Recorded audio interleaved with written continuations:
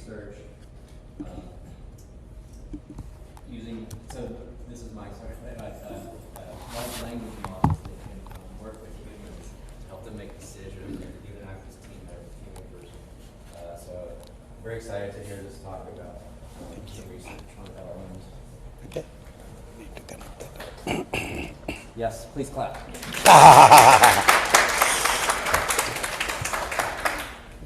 you mind if we record it? I am actually recording it if you want. You're recording I'm already? recording it. That's easier.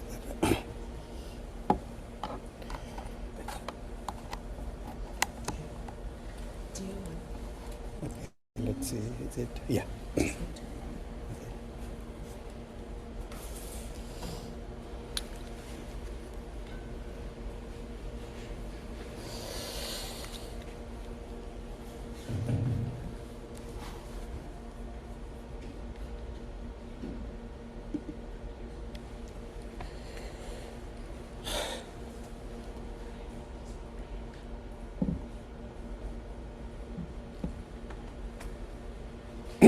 Okay. Okay. So I tend to move, so I thought I got the later mic. That's the advantage of being at ASU, having this after at ASU, because I know they have later mics. So we asked that I got them. That's great. Anyway, thank you. Thanks for inviting me. I always wanted to be able to give a keynote where I come by bicycle to give the keynote, and I think I got it. My partner right out there. Okay, so I'm going to talk about the role of LLMs in human AI interaction, but actually it's like a little winding road. I'll give you a second. So, let's see. Yeah. Yeah, so I'm actually from automated planning and decision-making community. In fact, Scott Paulson, I was just talking earlier that there was like a 1997 ARPA planning initiative. I was part of that. I've been at ASU since '91. Anyway, so I was interested in all sorts of planning problems, whether the domains are whether the environment is stochastic or deterministic, or whether it's fully observable, partially observable, whether there are multiple agents, single agents, pretty much all sorts of those things. I was actually looking at them, and I was blithely uninterested in humans. It was just completely machines. How do they do things, etc.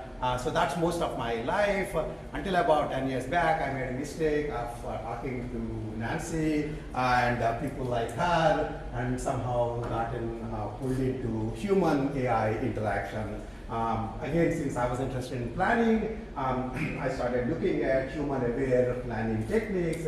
What does it mean for an agent to actually provide explainable and advisable decision making, an AI agent? So we focused on explainable human AI interaction, and setting kind of involved like collaborative problem solving, some of the demos there, where AI agents provide decision support to the humans in the context of explicit knowledge, sequential decision making problems, so sequential decision making in planning. And one of the interesting thing, of course, is to actually make it clear that talking to yourself, when the agent basically just having a soliloquy isn't going to be an explainable decision making, and all explanations are about other people's mental models rather than your own mental model. So we were mostly interested in those sorts of issues, and then we developed frameworks for proactive explanations as well as explainable decision making in these kinds of scenarios. We wrote like a sort of a monograph on that. And that's actually available on the archive right now, so you can just pick it up if you're interested. So that sort of kind of summarized most of our work on human-aware explainable planning. Okay, just to give a little about what we were doing there. Essentially, the main thing was obviously, for this crowd, I don't need to explain Salian, puzzle, but everybody else probably doesn't know it. But anyway, so the whole idea of being able to interact with humans in a fluid way is kind of going to have kind of managing mental models. You need to have a sense of the AI agent needs to have a sense of the fact that it has a model of the task. The human has potentially a different model of the task. And the humans also have an estimate of what they think is the model of the task that the robot has, that's MRH. And most of being explicable or providing explanations is sort of reconciling MRH, which is what the human thinks the robot's model is, and the MR, which is actually the robot's model. So when you are doing what people expect, you don't need to tell them any explanations. It's only exactly when you wind up surprising them because they think that your model of the task is different from what actually it is. You will have to provide explanations. You have to conform to the other people's model of your task rather than your own model of the task. So we had this 3-model framework: robots model, humans model, and humans estimate of the robots model, because humans always are estimating, and we are just involved in making estimates of other agents, models, and so on. And so explicability involves conforming to MRH, that from the agent's perspective. Explanation involves bringing MRH and MR closer to explain to the human how they are wrong about some of the constraints that you actually have. And then, so from there you actually can do a whole bunch of extensions, and that's what this whole book was about. And then one of the other things that we got interested towards the end of that, and this is sort of, we're talking about like 10 years to 5 years back. That's what I was doing, 10 years to about 4 years back. And towards the end, one of the things that I was most interested in is machines typically tend to have essentially representations that are completely different from those of the representations that the humans might be having. And we have the same situation. I have no idea what your representations are, but we have this symbolic, communication, pointing to things and actually using language to, talk to each other. And so when we were looking at it at this time, when there was deep learning hit the scene and people were talking about models that are learned about the environment rather than the models that are provided by the humans, in which case there would actually be meaning to those models as far as the humans are concerned. One of the things that became important was mostly this pointing explanations. The machine will try to say, why do you do this explanation, and then point to something in the picture. And pointing explanations are actually some of the most primitive explanations. And I keep saying that, if you ask me, Rao, why did you come by bicycle? I cannot actually point to anything other than the entire video of my life and say, do you notice these parts, etc. So to some extent, you might actually argue that language probably evolved because we got sick and tired of actually pointing to videos that didn't exist in the old days when we were evolving. And so essentially we were starting to think about how do you get sort of, when the machines and humans have completely irreconcilable representations, that means they're not actually connected, you still need to have like a symbolic lingua franca, and that was what we were interested in talking about, that irrespective of what the machine actually, what the models that the machine is working with, it needs to translate its decisions into a form that the humans can understand. And so there is actually sort of a symbolic interface between the human and the machine, even if in fact the machines are not actually working in those representations. This is actually important for some of you who may be paying attention to the AI side of the things, which maybe several of you are probably. There's this whole idea called neurosymbolic reasoning. And the idea somehow is that deep learning people are having too much fun. We need to get back the good old days of symbolic stuff. My problem with that is you are confused in two very different things. If in fact it's easier for me to reason in a non-symbolic representation, me the agent to reason in non-symbolic representations, I should be allowed to do so. The only time I need to use the symbolic modes is when I'm communicating with humans, because unless Elon Musk unfortunately becomes successful and all of us have neural link implants, we will still be in a good world where the only way we will communicate is through language and maybe occasional pointing.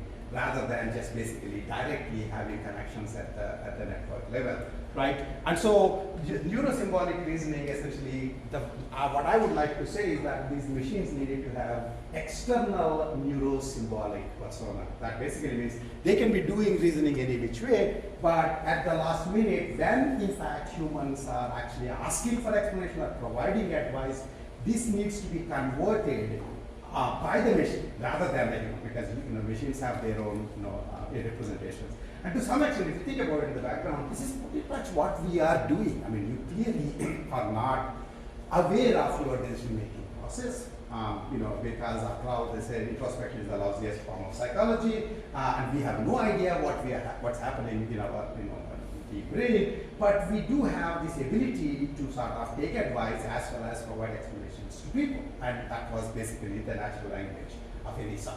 So we were kind of very seriously looking at this. This is where I was, and I could have given a nice talk about that, and that would have been a great connection to CogSIMA, but then LLMs happened. And the interesting thing about LLMs is at some level it looks as if they have solved all these problems. Right? Because after all, they are providing communication in language. Right? So if you played with ChatGPT is talking in English. It is one of the weird things about these machines, and I hope to kind of get that across to you to some extent, is this is full-on competence without comprehension in some cases. So they can actually talk English, but may or may not necessarily have the intent behind producing that English. And this keeps coming up multiple times. So anyway, so large language models kind of basically happened, and I got interested in that originally from the perspective of, I guess, since I was looking at it from the symbolic lingua franca, there is no longer any need for that. In fact, you can even argue that if you go back to this, we were kind of thinking about how to provide this symbolic interface. You could actually say LLM is the symbolic interface. Right? And then, so only difference, of course, is you could have another different AI system that's not LLM based, that is actually making the decisions, and you are talking to the LLM. You go to like a auto shop, right? There's a guy who actually knows how to, repair your shop. And there's a slick person who is at the cashier's thing, who would be able to talk to you in a nice way, saying it's all okay, wait for another 2-3 weeks, etc. So the LLM can be that slick person to some extent. And of course, just as in the case of the auto shop, one big issue that, as you can see already, is if LLM is giving explanations and answers that you would rather hear than the ones that are actually the reason things are taking more time about, then all bets are off about explainable reasoning, because we all know explanations are deconstructive, and whether or not they're faithful to the decision making is a pretty hard thing to actually ensure. And of course, with the current way of LLMs, in fact, there may not even be any other AI system at all. In fact, it's just the LLM doing both quote unquote the problem and answering your questions. And part of what I try to do in today's discussion is sort of give you my perspective on where the LLMs, what's the way to look at LLMs, and how good are they reasoning about mental models, etc. And also talk to you about two specific directions that are very closely connected to the CogSIMA directions. One of which is how good are they in actually just doing mental model reasoning? Because if they can do reasoning about mental models, every AI system can have like a human proxy, which is an LLM. And so you can ask the LLM, if I were to do this, would my human be surprised? And if it tells you no or yes, then that's explicable reasoning. So you don't need to actually do it and surprise the humans. And similarly, if I give this as the explanation to the human, would they be happy? So these things, LLM can become a human proxy, and we'll talk about how good are they in that. It turns out that, in fact, they are good at a certain level, but are not particularly robust. Minor changes can actually, trip them up. And the second thing that we'll look at is if they're actually generating explanations. For example, if they're doing reasoning, if they're providing these reasoning traces, those of you who are involved, who know about the reasoning traces in the, quote unquote, the most new generation LLMs, the reasoning models, there is this idea that those reasoning traces tell you what the LLM is thinking. And if that is the case, then maybe you will have a sense of whether or not the decision is actually, correct decision given its reasoning, etc. And what I will try to show you is, unfortunately, there is actually no connection between, there is no required connection between the reasoning traces that the LLM produces and what it actually does. And the word reasoning traces itself is a very bad anthropomorphization. They should just be called intermediate tokens or mumblings. When I'm trying to solve the problem, I will say, and you hear that, you may be impressive. I was thinking, but don't try to make sense of whatever the crazy mumblings I'm doing. The mumblings are helping me. They're not meant to help you. Okay, and so that's the other thing that we want to show you, I want to talk to you about. So to some extent, basically, there may be connections, but there are also significant robustness issues with LLMs just becoming the front end for human AI interaction is what I want to talk to you about. So anyway, to take a step back in terms of the LLMs thing, one of the questions when we started asking when LLMs came along, given my planning background, and those of you know Thinking Fast and Slow of Danny Kahneman, there's this metaphor of system 1 and system 2, and this idea that system 1 are the reflexive reasoning and system 2 is the deliberative reasoning. And the question, of course, is what are LLMs, in this kind of a metaphor. And I always thought of LLMs, if you understand how they are being trained, they are just giant external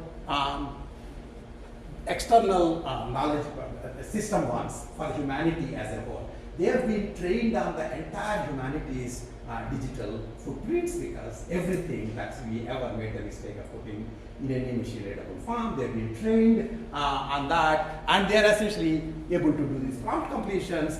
The question is, that is essentially makes them a giant system 1. That basically means sometimes system 1 can show you deliberative reasoning because that deliberative reasoning has been done multiple enough times that it got compiled into system 2, from system 2 to system 1, and that sorts of times where LLMs might actually show reasoning behaviors.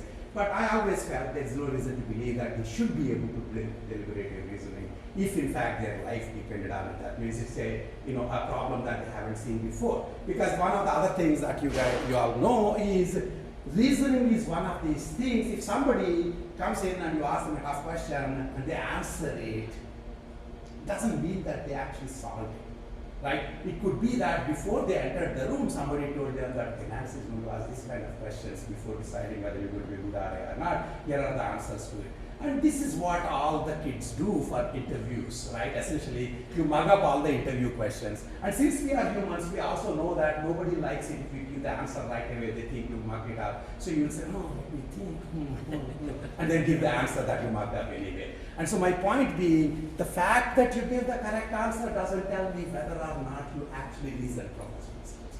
Pretty much the only way I can make sure of that is change the questions that you expected. Nancy changes. Nancy finds out that there are people who basically have made a question bank of her questions. She starts changing the questions, and then see whether or not they're actually able to do this. And many of you already know, in the case of LLMs, this is actually a big issue. The farmer, goat, and the wolf problem, for example. They solve it nicely, but then you say you have a vegetarian wolf, that there's no wolf at all, it will still try to make 3 trips across the water because that's the thing that it actually knows originally to some extent. So there are reasons to believe that LLMs actually are showing things that are sort of explainable as an approximate retrieval mechanism rather than as a reasoning mechanism. So much of what we have been doing essentially in my group is to sort of put teeth into that, provide actual technical point, proofs, empirical proofs, etc. That in fact, this is a useful thing, but you should understand that there are these robustness issues and that they actually cannot necessarily be able to do reasoning from first principles. And then so there's a bunch of talks on this. That's what I spend most of my time on of late. And so again, from a small beginning perspective, well, they're sort of n-gram models given n-1 words. Can you guess the next word? And the n-gram models have existed forever. The difference, of course, is n is gigantic right now. So we know trigram, bigram models. That's the kind of thing that Shannon was talking about, Shannon the information theorist. Even the good old ChatGPT that came in 2023 is a, 2022 I believe, is a 3,000 gram model.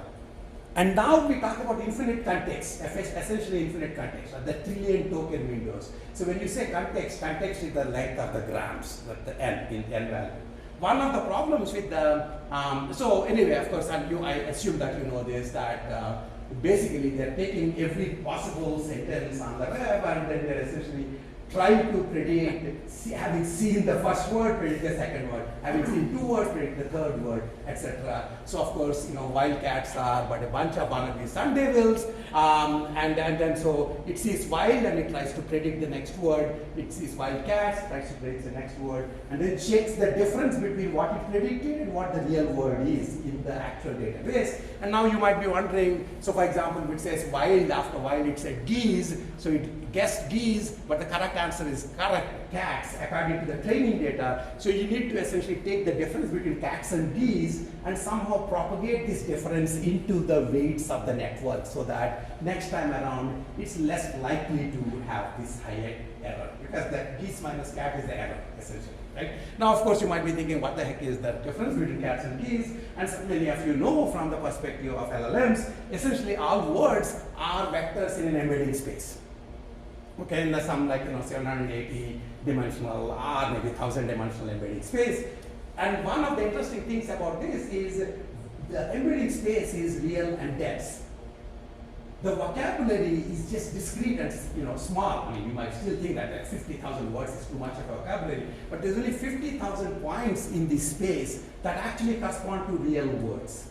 The rest of the points, they actually, if you know linear algebra, you should think of them as, if you think of these guys as the spanning vectors, the actual words as the spanning vectors, everything else is some kind of a linear combination of existing words. So every other point in the space could possibly be seen as some disjunction or some actually linear combination of the superposition of words. So keep that in mind. So essentially, once you have these vectors, you can have vector differences, and that's how it actually LLMs get trained by propagating that error. Right?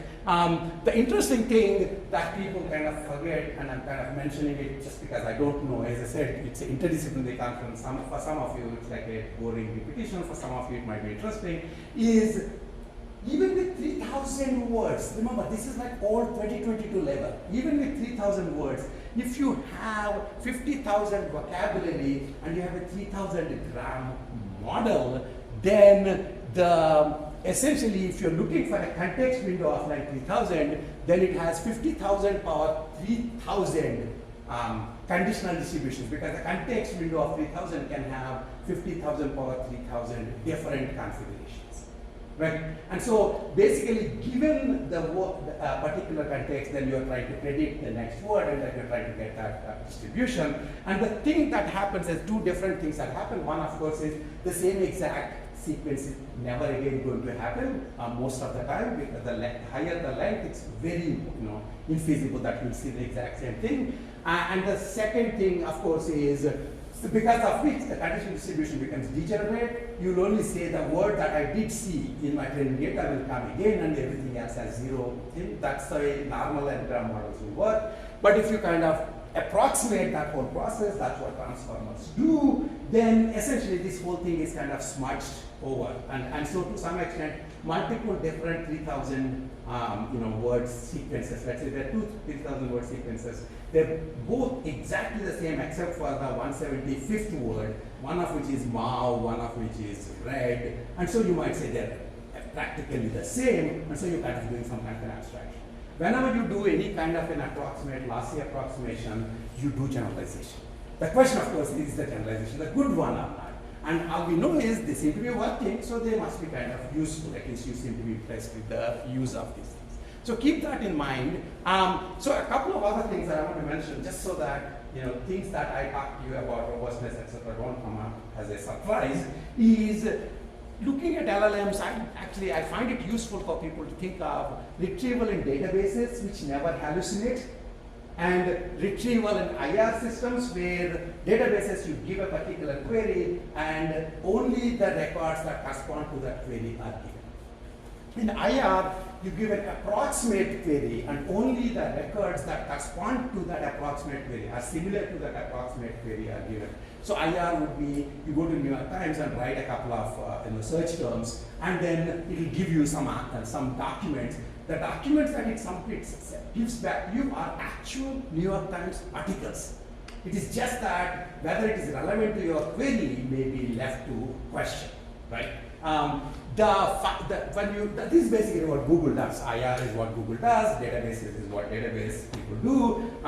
Approximate retrieval is what LLMs do to some extent. Is essentially completing the prompt. So to some extent, when you give any query, it generates you a document. That document may never have been written by New York Times. It's just a good document.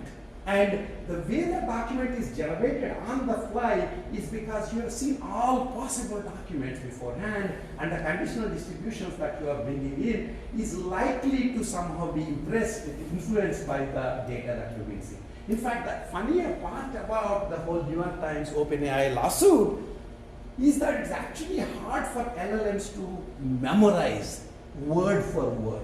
They're not databases. It's actually quite hard.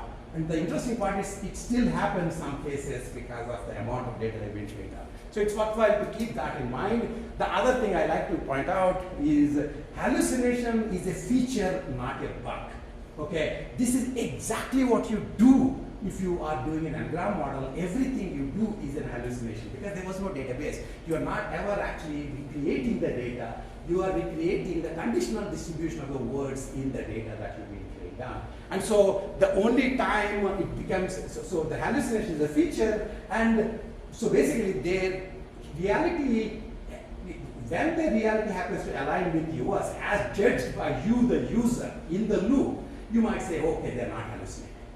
In fact, that's the more surprising thing than the fact that most of the time they're actually supposed to be hallucinating because they're generating new documents all the time. So, and prompt engineering doesn't change this. Again, I realize that I'm probably saying things that are, kind of heretical from an LLM perspective, but these are all vetted, these are all published in the same, top conferences and top journals that people publish this stuff in. So basically, prompting the LLM doesn't change it because to some extent, you can change the prompt until you get the right answer, but that means you know the right answer.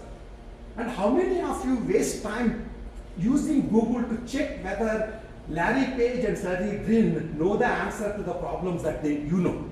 That's not the way you use Google. You use Google to actually learn stuff that you have to trust out of the box as against, I know the answer, so you are right. That's like a silly thing to do. So in fact, I actually have this thing that the impressive reasoning abilities of LLMs is prompter knowing the answer. Basically, if you know the answer, you can tell, yeah, that's right. Okay. So actually, I made this T-shirt and sell it because I don't have a startup. But the other point about this essentially is, again, some of you probably already know. Think about this. That LLMs are style machines. Any generative machine learning systems captures the distribution of the data. Distribution, basically, a style is a distributional property. When you say he talks like an American, or when this person paints like Monet, they're not actually taking a Monet copy of a paint. It's just sort of, there is a style of Monet paints that it seems to have captured. Okay, style is basically a distributional property. Accuracy, on the other hand, is an instance level property. Correctness is an instance level property. The weird thing is, civilizationally, we always had trouble with style. We always, basically, the way we basically said this, that Shakespeare is Shakespeare because he can write sonnets, right? Whereas the problem, like Hamlet is not a hard story. It's the sonnets that is kind of hard thing to do for most of the normal people. Right, so style was hard for us, correctness was easy for us. And since you have machines which can actually, when you see a machine that can do style well, you sort of tend to assume that it must be doing the things that are easy for you, which is also bad. And unfortunately, that's just not true, essentially, right? And in fact, you already know that these are LLMs. that essentially sonnet writing is extremely easy. Any LLM can, that was my joke that in the old days, if you want to impress your boyfriend or girlfriend, you will write a nice poem. You will pay somebody to write a poem or something. Now you give a poem, they'll say, yeah, this is the best you can do. I too can, call ChatGPT. Say it in the words in your words, not in the poems, because we assume that these things are done. So the fact that style is easy for them and content is, and we assume that if style then implies content, is something that actually leads to lots of confusions around LLMs. The other thing about LLMs that are kind of very useful, because these are related to the technical limitations that I'll talk about in a minute, is you have to understand that LLMs are memory machines. They are essentially affected by the gazillions, bytes of data, petabytes of data they've been trained on. Okay, and that's part of the reason why it's like whether they can do well or not well is actually a function of the memory, not just of the first principles reasoning. And because of which, for example, you can have LLMs doing well, quote unquote, on Terry-Tau level math Olympiad problems, and yet doing this are variations of these sorts of things, such as, hey, ChatGPT 5, Amazon sent me a left shoe instead of a right shoe, and a right shoe instead of a left shoe. What should I do? And then ChatGPT gives a very complicated plan. I really feel for your, misfortune. You should put the shoes back in, write a long letter, and send it to Amazon so that they will then put them back again and send it to you, presumably. Again, there are many of these. There are infinite number of these kinds of places where LLMs will fail, even though they are successful in places that we are very interested, because things like the math and Olympiad problems and so on. This is something that you have to understand. In fact, there's a name for it. It's called the jagged intelligence. So in general, with humans, if you get a kid who can do integration by parts, you assume that they can do two-digit multiplication.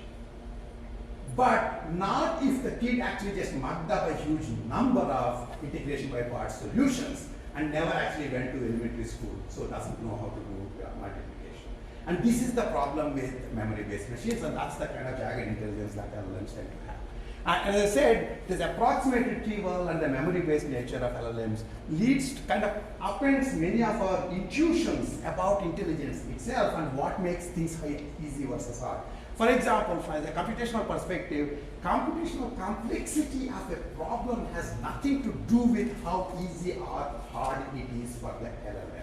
I mean, after all, I understand that Terry-Tau is like a mathematician, he may not have street smarts, but I assume he too would never have fallen for this.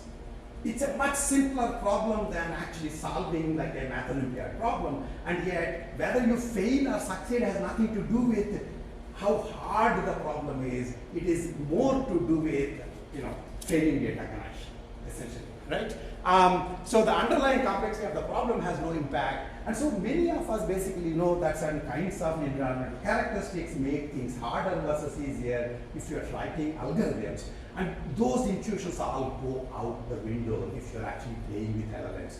It can be bad at deterministic planning benchmarks and good at stochastic planning benchmarks, because it has more training data and stochastic planning and less training data and determinism. That's just the way these things are. And so we should keep that in mind. But on the other hand, the fact that there are all this background knowledge of everything that we ever wrote means these are really amazing, broad and shallow expert systems for the humanities knowledge.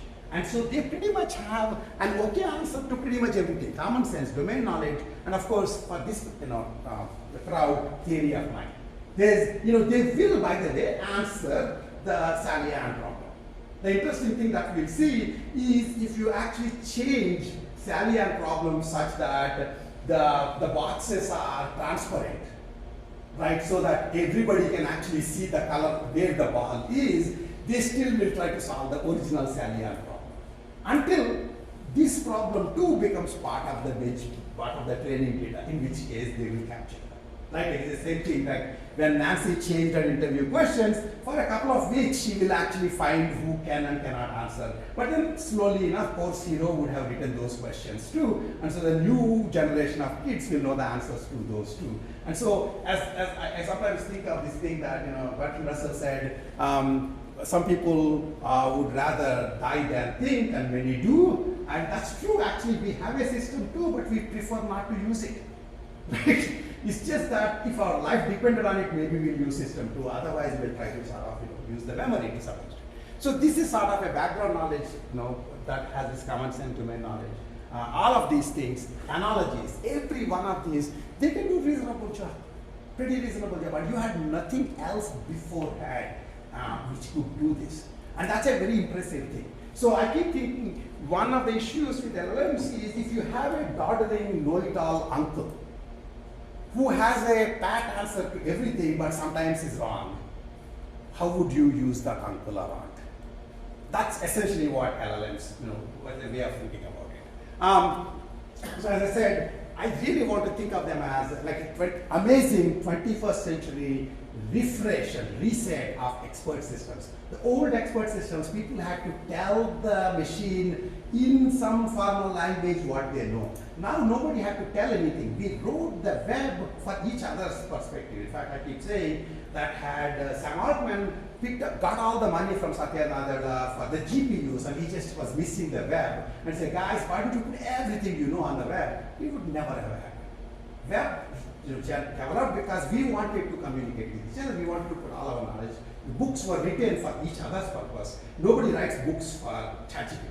But ChatGPT basically just swoops in and gets to use all this data because this is all actually digitized right now. And so LLMs basically can take either direct knowledge, and those of you who are thinking of reasoning models, the new breed of reasoning models, the difference between the reasoning models and the standard LLMs from this perspective is that reasoning models also take procedural knowledge that we have, such as verifiers, which we have a plan, I can check whether the plan is correct or not. If I guess a proof, I can have a verifier that checks if the proof is correct or not. And those of you who know what's going on in the reasoning models, you will realize that what is happening is you have these verifiers, and in the post-training, the LLM generates multiple, tons and tons of extra problems for itself, guesses solutions, checks to see which of them are correct using this external verifier, and the correct ones it fine-tunes itself. That's it. That is actually a way of understanding reasoning models. And this simple idea done on huge scale actually will give you the kind of impressive performances that we are seeing. Basically, you are taking the verifier signal and compiling it into the generator. And so thinking of them as expert systems basically is like quite a good analogy, because one of the issues then is when will you be able to get out of the humanities knowledge closure? Basically, if you only put all the stuff that humans knew, of course, hallucinations are one way of coming out of the knowledge closure, because you're hallucinating stuff that was never true. But on the other hand, the right way of getting out of it would involve actually doing experiments in the world. And most of you know that normal LLMs basically are trained on our experiences. They're not trained on their experiences. Even the reasoning models are not trained on their experiences. The reason we don't do it is because having experience in the real world can be quite dangerous. You can actually, let me try what happens if I connect these two wires, boom, right? The data center goes out. And then you can say, oh, that's a mistake, let me try again. And that's not going to be a good idea. And so in general, basically, that's where we currently are with respect to LLM. And so this is like the first part summary of much of our work. Basically, I give normally most of my talks around this stuff, is LLMs trained just on the web corpora are known to have limitations on planning and reasoning tasks. And one of the things we actually showed, for example, is something as simple as blocks word, they do very badly, right? And by the way, recently, last week, and Scott, you would be very happy to hear this, you should tell this to not follow, that somebody wrote in that abstract that we also checked this new idea on such real-world tasks as blocks word. You never thought you would live to see that day. Part of the reason is basically blocks word has interactions between the actions. And the interactions are things that LLMs cannot handle. right? And so even when they started becoming better at the blocks world, the next one, the mystery blocks world, what we did is we changed the names.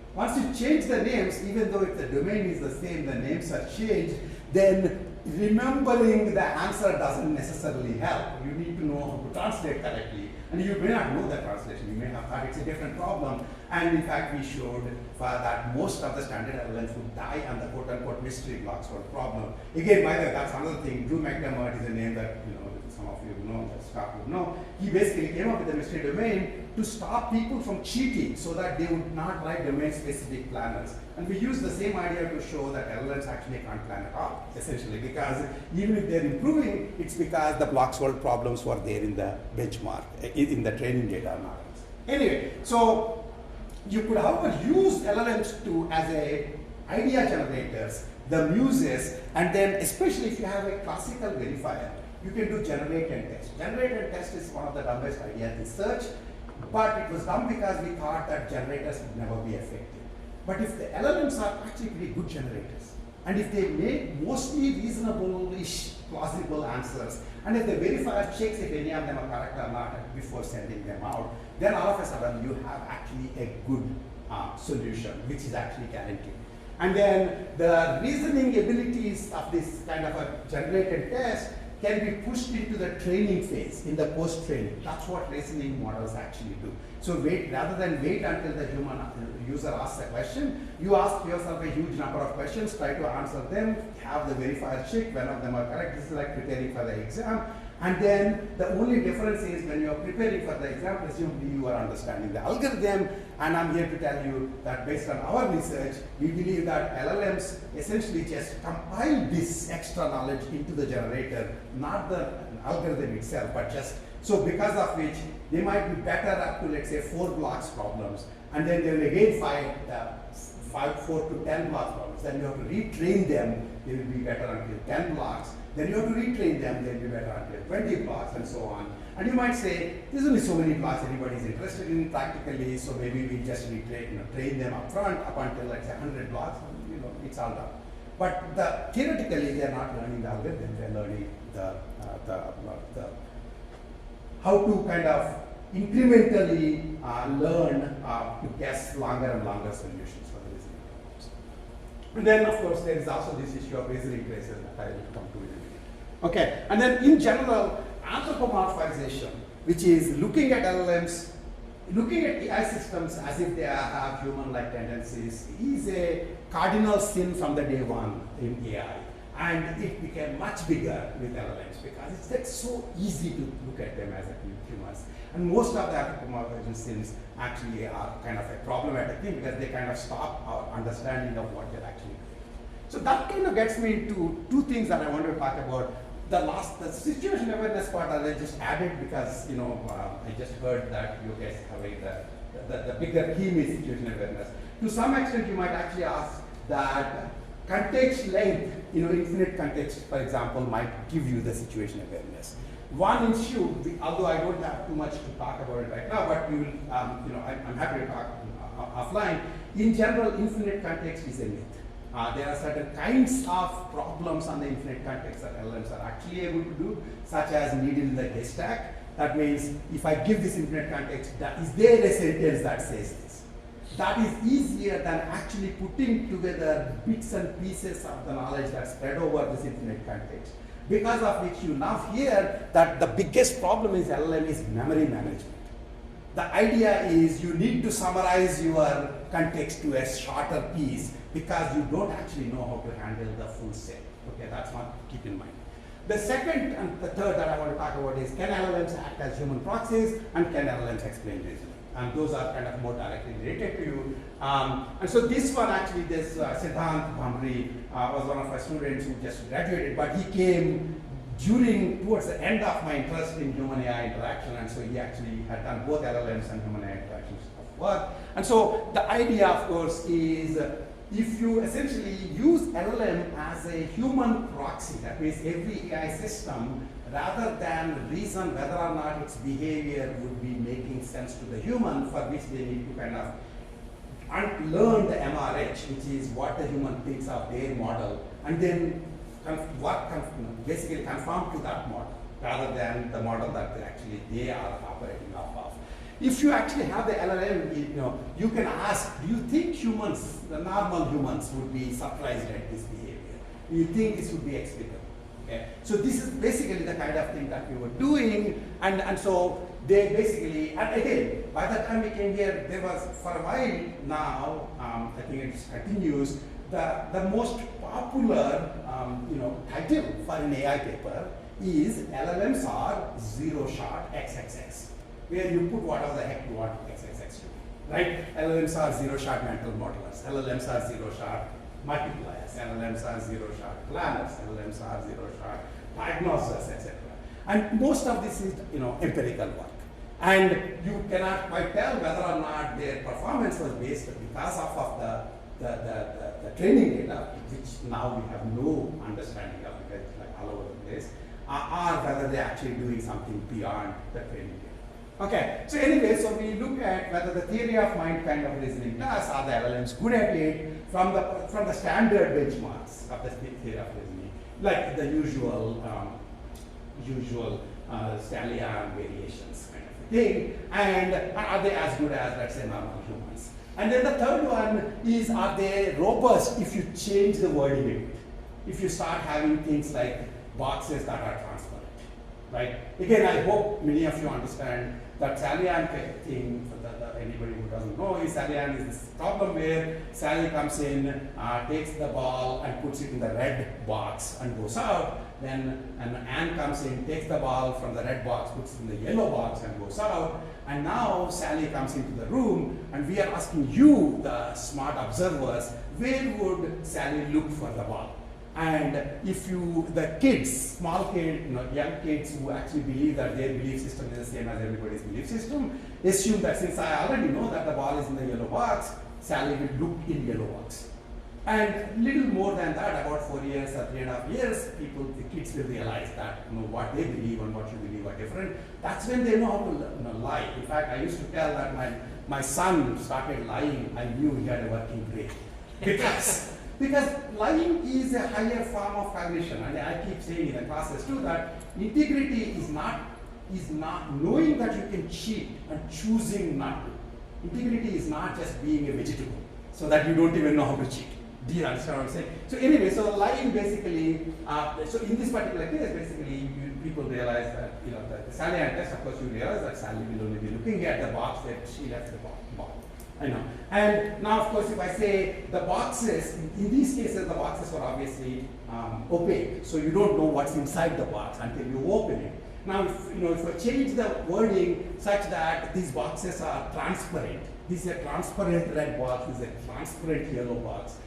It's basically like the farmer and goat problem with the vegetarian wolf or no wolf at all.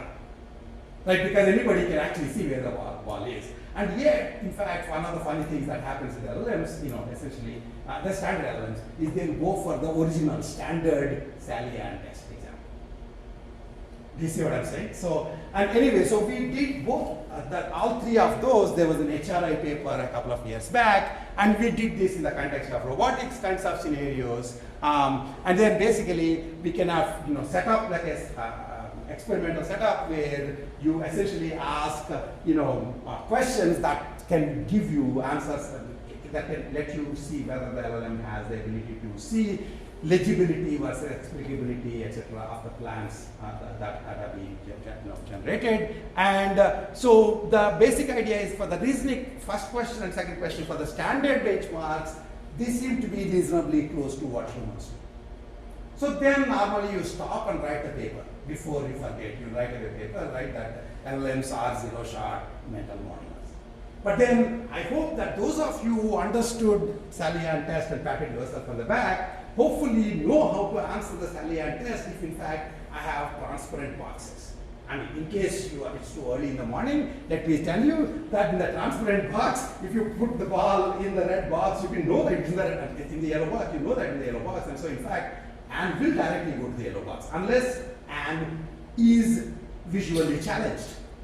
In which case, that's one more extra thing. So these are the kind of variations that we throw in into the questions, and we find that with the standard questions, they're just as good as normal unwashed humans. And then with these changes, then they basically become worse than, significantly worse than.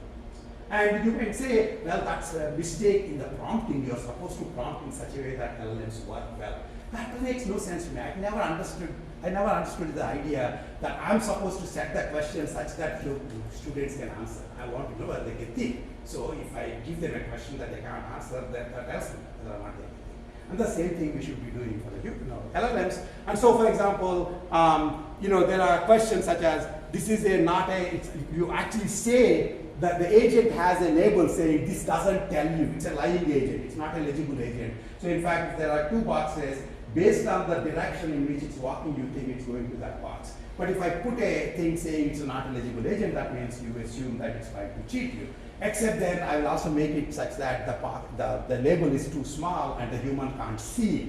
And then I'll ask the LLM, what will the human think afterward?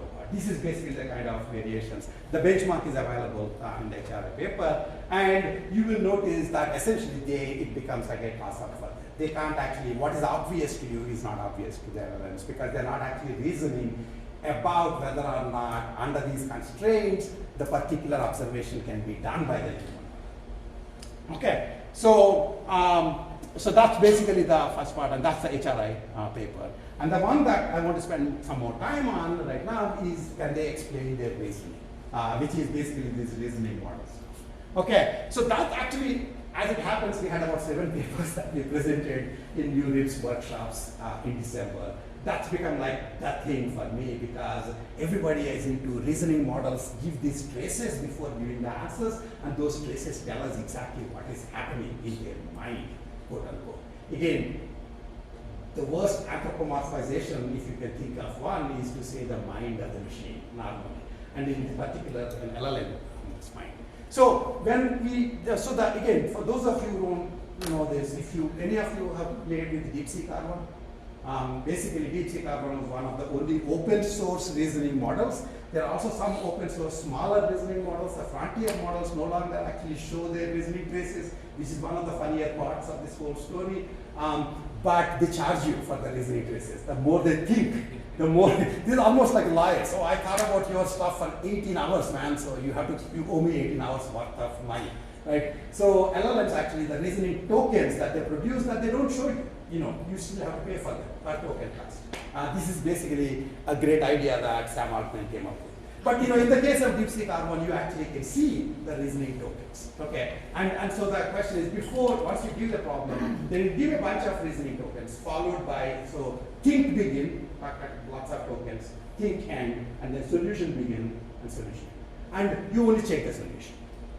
And the idea, of course, is the reasoning trace, giving you the vague thought about how to solve the problem. That's basically the thing that people have been looking at. So the question is, if that is the case, then you can say it's interpretable. The LLM's reasoning tokens are interpretable. They basically make its decision making interpretable. Something that you guys have been honest. I am too, obviously. So they think of two very different things. Interpreting how intermediate tokens seem to help the task performance of LLMs. That's a very legitimate thing. It seems to improve. Everybody agrees that if you allow them to mumble before giving the solution, they improve the accuracy of the final solution. So it's like when I'm trying to, if you ask me to solve a problem, and then you say, don't move, don't mumble, just have a stony stare, I might actually not be able to solve the problem. So my mumbles are helping me, right? And the same thing that I understand that in the grade school they say, kid, don't move. You're basically probably stopping their ability to actually solve the problems because they become like this and they're no longer thinking anymore, right? So it helps LLM, and figuring out how it helps LLM, that's a very legitimate thing to do. These are typically mechanistic interpretability studies. You guys are not that interested in that. That's like it's helping, and we try to have a sense of why it's helping. The thing that we are interested in is, it seems to be, is the stuff it is saying in these intermediate tokens helping the humans, the end users? So to give an answer, to think about it, I keep thinking about the following scenario. Imagine you have a question. for which you truly do not know the answer. You know, you have a question, and it turns out that it's like a numerical answer, and you don't know the answer, what the answer is. And you have no idea how, you can't even verify it, you know, somebody says. You have two friends, you know, you write this question on 2 sheets of paper, and then bottom of both of the sheets, there's a box for writing the answer. And you give it to friend 1 and friend 2. Friend 1 writes 7.5 in the box and just gives the sheet to you. Friend 2 writes 9.837 and writes a whole bunch of integration, differential signs, etc. and gives that sheet. I would argue that most humans will think friend 2's answer is correct. Even though they have no clue that the answer is right or wrong, it's just they seem to put a lot of thought into it. Right? And in fact, you know, those of you who write when you don't know the answer to your problem, you write more and more pages, especially in the essay writing question. This is what you're depending on. That Nancy or some other professor will think, at least the poor guy put some thought into it. Let's give them a partial credit. You see what I'm saying? So this is kind of important. So the question then is, they say things like, aha, they say things like, let me backtrack, let me think about it. Does that mean that they are actually able to answer these questions? Whether it's an interpretable reasoning. You know, in the literature, there's a ton of basically people thinking that these cases actually mean something. And that there are lots and lots of people, basically. DeepSeek R1 essentially, one of the weirdest things is DeepSeek R0 was this model which would combine English and Chinese tokens in its reasoning traces before giving the answer. And then they felt, no, at least you should mumble in such a way that it's in English because the reviewers won't like it otherwise, because the reviewers typically are US.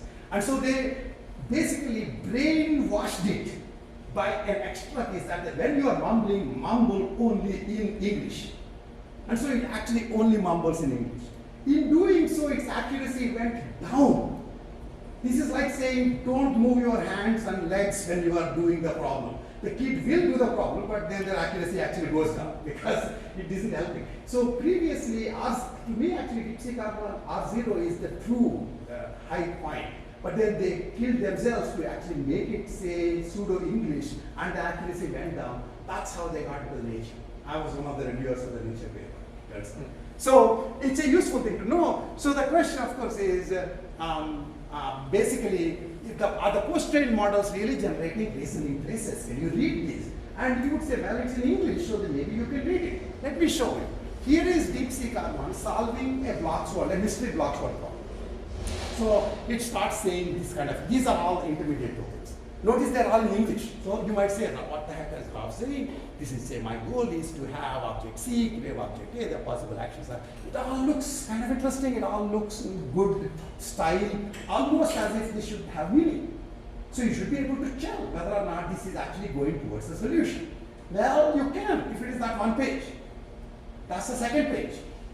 That's the third page. That's the fourth page. That's the fifth page. Life is not long enough to look at 5 pages of mumbling for a 3-block problem. Do you understand what I'm saying? All these people who are saying they're thinking are looking at pieces and saying, it looks like it's saying, aha, it looks like I'm backtracking, it says I'm backtracking, so it must be thinking. Just like you're hoping professors will do when you write lots of stuff and you don't know what the heck the answer is supposed to be. Right? So this is basically, I like to call them LLMs. Instead of LLMs, I want to call them LMMs, large mumbling models. And so to some extent, the intermediate tokens are their mumblings. Interestingly, if you stop them from mumbling, they don't give you the correct solution. The correctness of the solution can be separately verified by an external verifier. And then once the solution is correct, you're assuming that maybe the tokens are also the reasoning model is correct. And in fact, one of the weird things is this happens even for frontier models such as GPT-5, which don't show the full intermediate tokens, but show some weird summaries of it. And sometimes the summaries also will just sort of shift from topic to topic. And the hype in this area is so high that people actually kind of started deciding that this is a good thing that the LLM doesn't think straight. So it's like there's a paper from Google basically saying reasoning models generate societies of thoughts. So, you used to think that schizophrenia is a bad thing. No, it's actually a feature. If you are schizophrenic, you can be even more intelligent because you are having lots and lots of crazy thoughts that are going in the intermediate tokens. I can't make this up. This is actually a paper. So the question, of course, is what's happening? You guys know this, right? These are the Rorschach tests. You are seeing the meaning that is not there because you are looking at the style. In the Rorschach test, everything is obviously because you're folding the paper. It will be symmetric. And human brain is made to look for meaning in any symmetric picture. And you start saying that, it must be this thing. And so obviously we know that there's no meaning other than that. So anyway, when this thing came out, the Washington Post has an article that they talked to me, and I basically told them the stuff that I was telling you, that these are basically mumbling.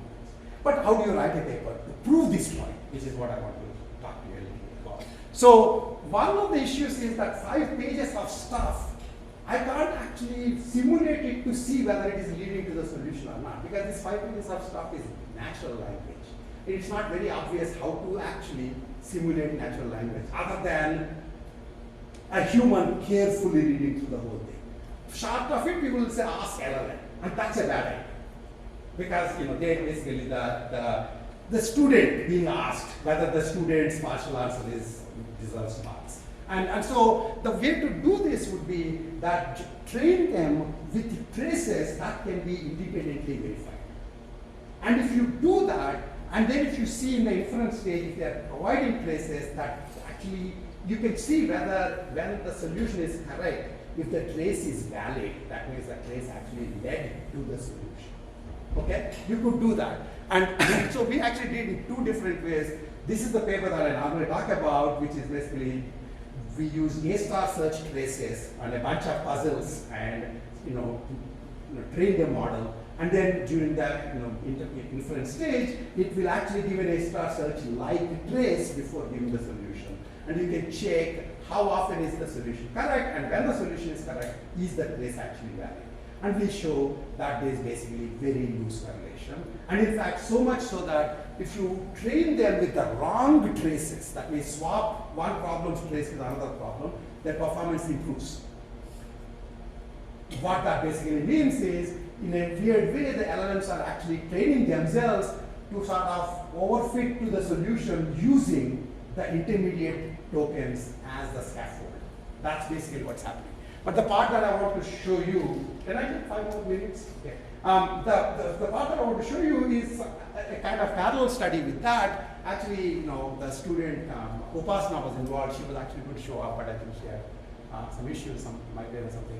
But anyway, so it was a more instead of A-star search kind of a puzzle kind of a situation. We take an open book question answer situation where you give you a bunch of facts like this and you ask a question. And the question's answer depends on first figuring out the time duration. This is from interval algebra. Time duration where the question is referring to. And once you figure out the time duration, it becomes an IR problem. Did that happen in that time duration? And so for these kinds of problems, you can actually generate a sort of a trace which can be verified. You can basically set up a rule-based trace that can be verified. And so you can train the LLMs with these rule-based traces, and then just like I trained the A-star search maze with A-star search traces, and then check whether it actually produces the correct traces later during the inference, I can also do this for these rule-based, these sort of querying problems. And then so basically there's like a classification step, and there's a information retrieval step, and then the trace basically tells you the answers to both of them, and then gives the answer. And so you can actually check whether the trace is connected to the answer it's giving. So we have this sort of how does the problem, and in this particular case we actually looked at pre-trained models, Wen and Llama, which are, these are not empty models. In the first one that I mentioned, we actually train empty models. These are pre-trained models which are being fine-tuned with this extra data. And so you can consider the prompt, SFT, which is supervised fine-tuning with the correct trace, supervised fine-tuning with the incorrect trace. And just like swapped kind of an idea, we did this here too. And we did it for 2 families of models. And then we find, first of all, that incorrect trace, again, does better than the correct trace. Furthermore, the validity is sort of disconnected. The validity of the trace is disconnected to the accuracy. They are uncorrelated, essentially. There's also other interesting kinds of work that, in the longer talk I talk about, which is people tend to think that the longer the intermediate token is, the harder the problem must have been. And so we actually show, for example, take a model trained on reasonably complex mazes and ask it to solve a no-maze maze, where start and goal are in the free space. And so you can directly go from one to the other, and they die. That's exactly what memory-based systems do, because they've been trained on a certain kind of a problem. So if you ask it to solve an easier problem, they actually die. And so in fact, there's no connection between the intermediate token length and the problem complexity. What you're paying for when you're paying for intermediate tokens is that you're paying for the fact that Sam Altman did train on your data beforehand. If they did, then the intermediate tokens would have been shorter and they would have paid less, essentially. It's not that your problem is hard. Anyway, so you can do more analysis on these sorts of things, and then of course it was presented in the units. The other part, that's the last one that I want to mention, which is actually very directly related to you, is if you force the model. So here's the interesting thing. In these cases, the traces were actually interpretable. So in the inference stage, that trace that it provides, I can mechanically check if it is valid or not. So the question then is, what if we set up this thing where you train the model with these kinds of interpretable traces in scenario 1. And in scenario 2, we give the same prompt to DeepSeek R1. It gives pages and pages of gunk before giving the answer. And then you take those intermediate tokens and train the system. You see what I'm saying? This has been called distillation.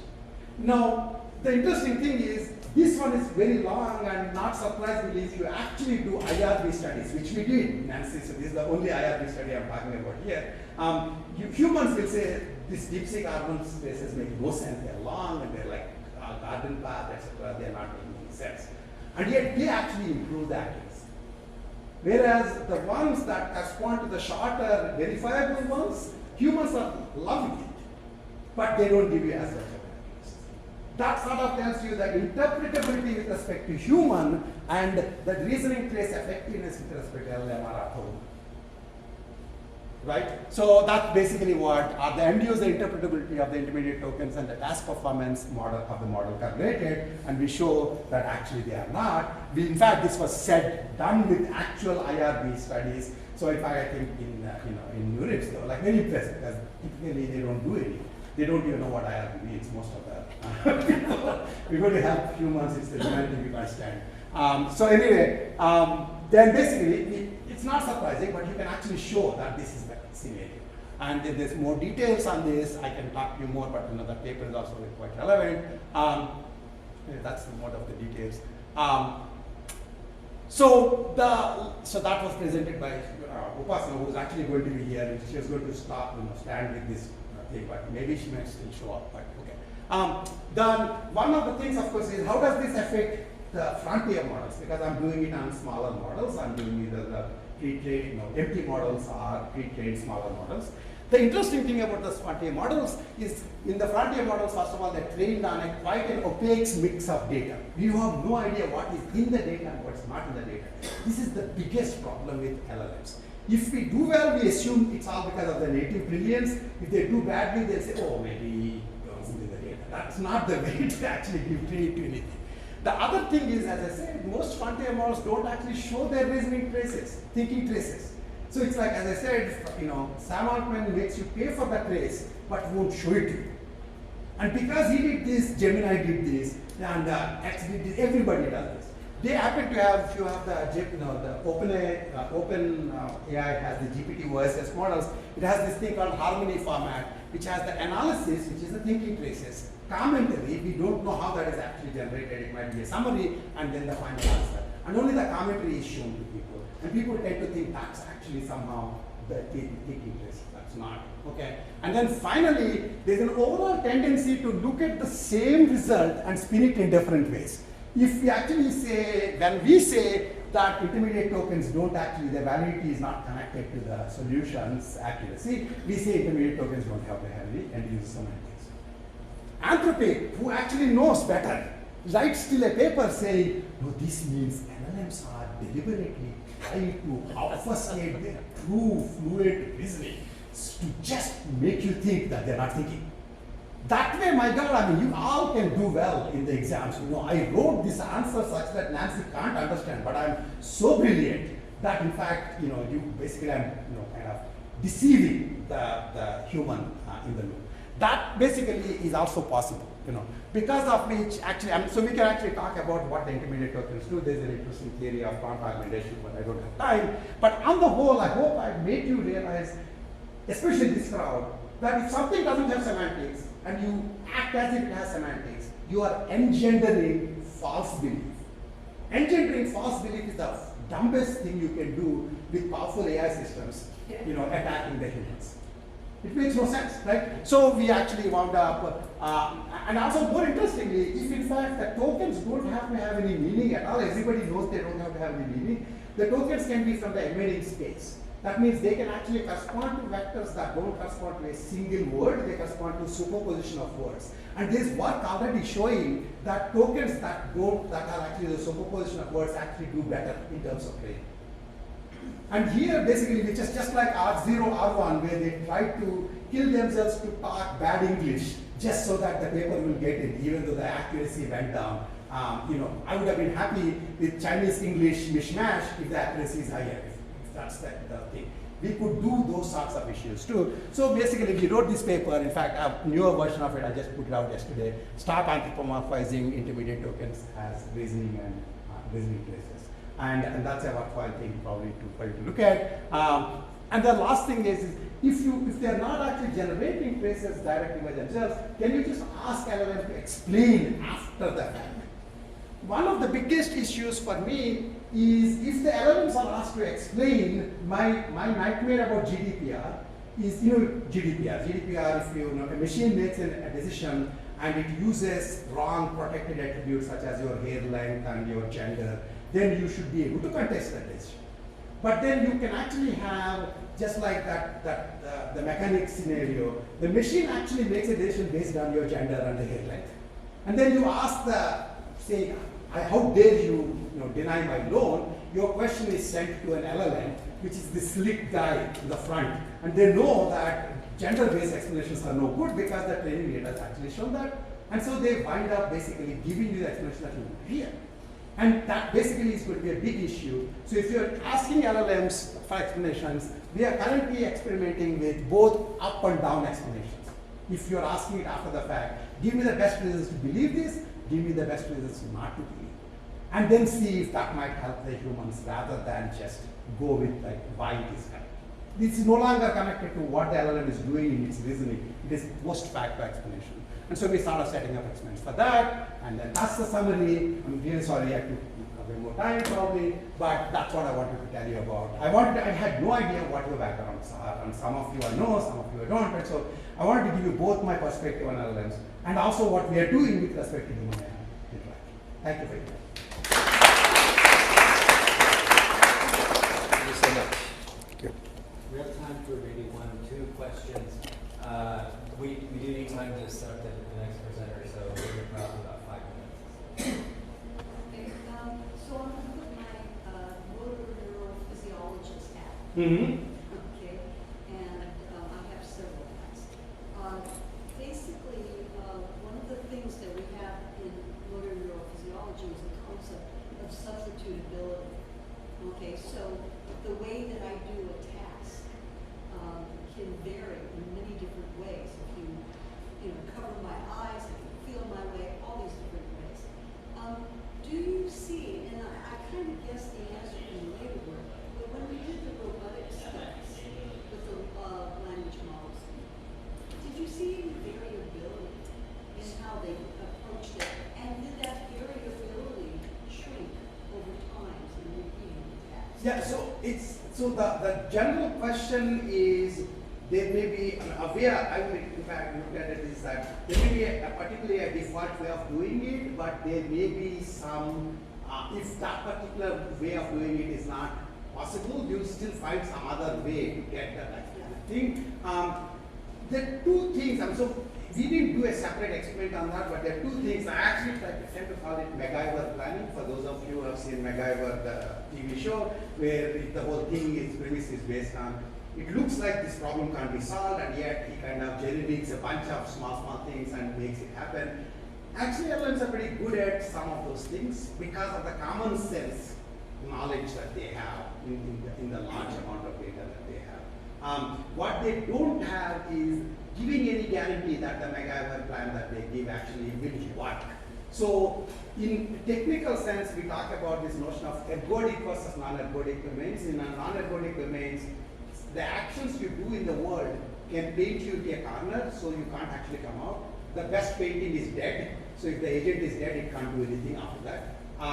In general, when you're doing execution, you can actually get into situations where that stops further execution because you got into a state from which you can't come out. And those are the problems because correctness of the plan is not there. Thank you. Quick one. Yes.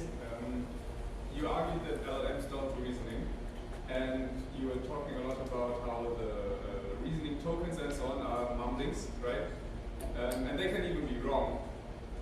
Why does it then improve? Yes. Okay. That's almost like planting me. I planted a person to talk about the one slide that I didn't talk about, which is basically this is the reason. So talk about the two probabilities. So you ask an LLM at your task, okay, and it gives a completion for the task. Any task is a sequence of tokens. After that, you stop, it will start writing tokens, and you want to check if that completion contains the solution. Verifier can check that, right? Let's check the probability that the completion contains the solution, P1. I'm comparing that to the probability that after the task prompt, I gave some arbitrary tokens and then looked at the completion. Not any arbitrary tokens. All I'm asking is, does there exist an arbitrary set of tokens that I can mumble to myself so that after that, the completion will have higher probability of having the solution. This is basically what they are learning. In the post-training, what they are learning is what must they mumble to themselves to increase the probability that the solution would actually be present in the guest part. And one of the interesting things is this they are adding to themselves, but imagine if you're doing chain of thought, prompting, etc., you would have added this after the prompt. And from the LLM's perspective, how something got into the context window doesn't matter. And by the way, the one movie that I request everybody to watch if you want to understand LLMs is Memento. How many of you have seen Memento? Yes, okay. So Memento is basically what they are. They can write something into their context and tomorrow it is their belief. That's what I'm saying. It's amazing stuff. And so that's basically what is, the prompt augmentation is my best idea of what is actually happening. It does help the accuracy. It has nothing to do with whether the tokens that are added are making sense to you. If you're actually aware of the literature, there are these ideas called adversarial prompts. Adversarial prompts are arbitrarily non-ASCII, prompts. Like ASCII but gobbledygook character prompts that you can just add to end of any prompt, original prompt, and the LLM will give a deterministic behavior saying, yes, you are the greatest person in the world. For example, irrespective of what the prompt is, you add this fixed string, they will always do this. That's a prompt augmentation. And they don't mean anything to you, and yet they are actually getting a specific behavior out of LLMs. So we better go ahead and wrap it there. But doing a conversation over Yes. right now. So, Thank you. thank you again. Thank you.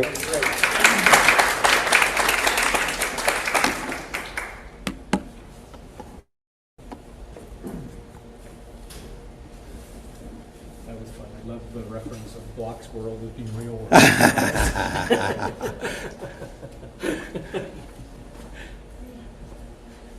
Different kinds of real world.